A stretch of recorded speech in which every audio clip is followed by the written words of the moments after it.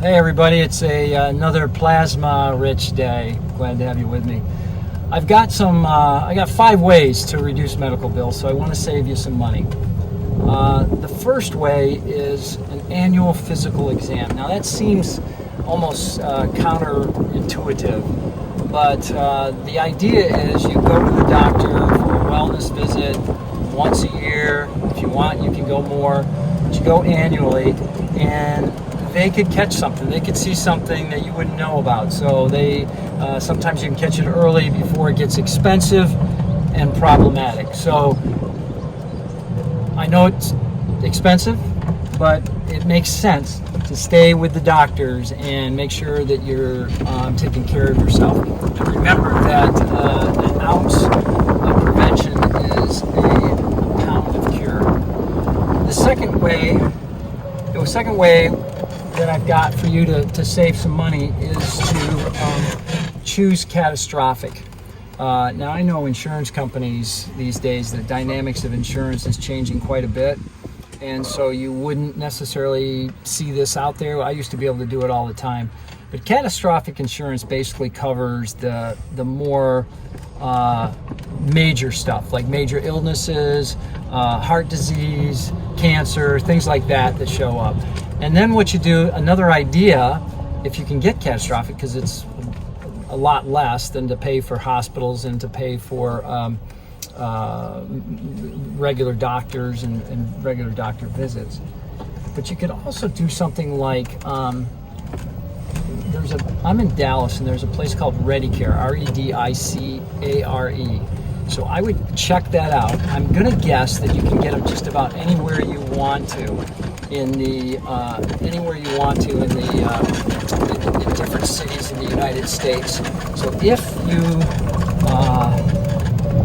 could Google it, you might find. I'd say you Google urgent care centers is what I would Google, and see if there's any way you can pay. Like what I pay is $79 a month for 60 different urgent care centers and primary doctors around the Dallas-Fort Worth area. The third thing that you can do is choose a higher deductible. So it's kind of a game you got to play similar to what the insurance companies play. They know that you're going to spend $2,000 or $3,000 for sure, but if you get a deductible that's $5,000, you've left a couple $1,000s on the table. So the idea is that you choose something like $5,000 or $10,000 deductible. You spend $2,000 or $3,000 on doctors and on other medical bills, and you've saved yourself quite a bit of money. Again, if you're young and healthy, and if you have maybe some extra money saved up, this kind of makes sense. And that way you might end up at the end of the year with an extra couple $1,000 in your back pocket. Then another way that we can save is back to the counterintuitive, exercise and diet. Okay, so I know this is a tough one, but it's been proven that if you exercise and you watch your diet, that you're going to stay healthier and therefore reduce the amount of times you go to the doctor. So take it easy. Don't push yourself. Don't think about something that would be fun and easy for you to get started with exercise, say tennis or pickleball, or maybe riding a bike, something like that that's not a burden, and you can get a little healthier. And also, as far as your diet goes, think about reducing something like chips or sodas that you're doing on a regular basis, and replace it with fruit or granola bars, something like that.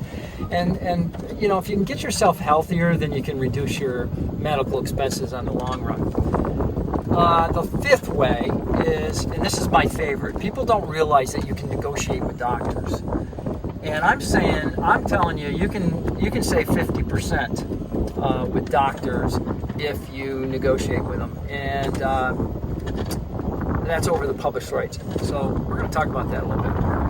So hang tight. We'll be right back to you. Okay, so I've got some 4 ways to save when going to the doctor. So keep in mind that all things are negotiable in life. Everything's negotiable, even doctors. And you can negotiate with doctors, and they know you're coming. You've got to do it up front.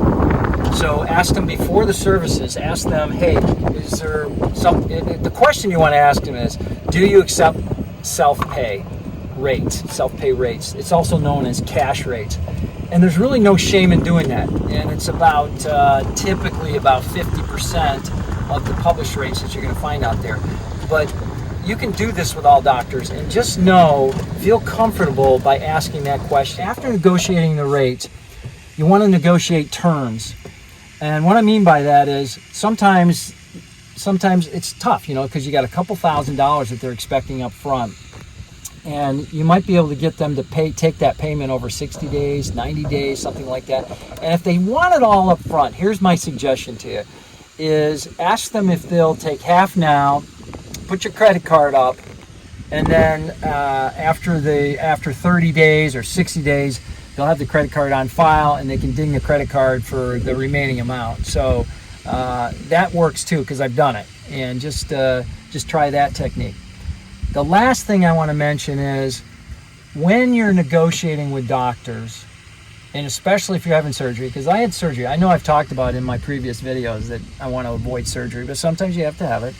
And I had surgery last year, and it gets pretty expensive. The thing you have to keep in mind is you're not just negotiating with the doctor that's performing the procedure. You got to negotiate with all the doctors. That is the anesthesiologist. There's also probably a hospital facility that's being used. So keep that in mind. So let me explain what I'm talking about here. I brought with me, so you can see this. I don't know how well we can do this on camera, but I brought one of my bills with me, and this kind of sums it up for you. Let's see how we're doing here.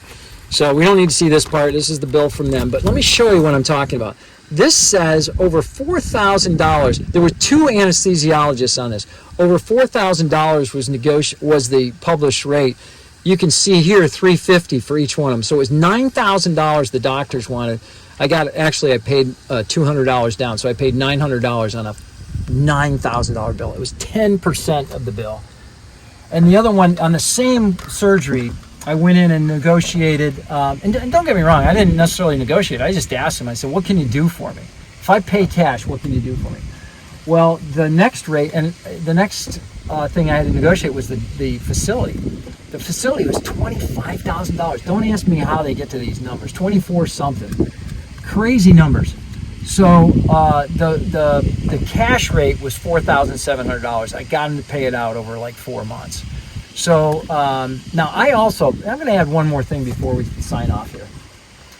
There's a lot of different ways to get insurance, ways to save money, and know that you're getting good insurance and coverage. But I use a health share program. So if you Google health share, there's tons of them out there. I think last count 2 years ago there was 200 of them. They also fall in the Affordable Care Act, so you don't have to worry about that. And I pay, at 63, I pay $500 a month with a $2,200 deductible, and I still negotiate rates. And the reason I do that is because if I can get away without having to pay that $2,200, last year of course I didn't, but if I can get away with paying a lot less, maybe $1,000, because I've negotiated down from $5,000 to $1,000, I've put an extra $1,200 in my pocket. So that's how you do it. If you like this video, again, like it, share it, certainly subscribe. If you have any comments, we'd love to hear from you.